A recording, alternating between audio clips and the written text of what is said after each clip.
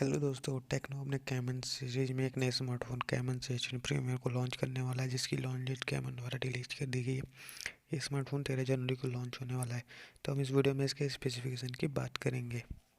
तो दोस्तों, जैसे लीक आ रही है उसके अकॉर्डिंग इसमें 6.9 इंच का एलसीडी पैनल मिलेगा, जो कि 90Hz रिफ्रेश रेट के साथ आएगा।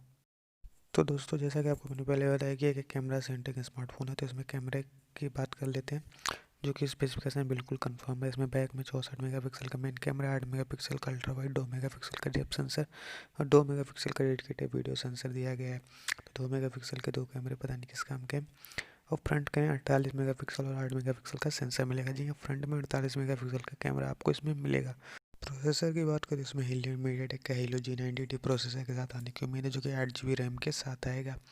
और माली G76 MC4 GPU का सपोर्ट मिलेगा। और टेक्नो कैमरा से 5000 mAh की बैटरी मिलेगी, जो कि 33 वाट फास्ट चार्जर के साथ आएगा। तो इसकी प्राइस की बात करते हुए 15,000 के आसपास के प्राइस में लॉन्च होने की उम्मीद है, जैसा कि टेक्नो ने अभी पोवा स्मार्टफोन को लॉन्च किया था 10,000 के अंदर।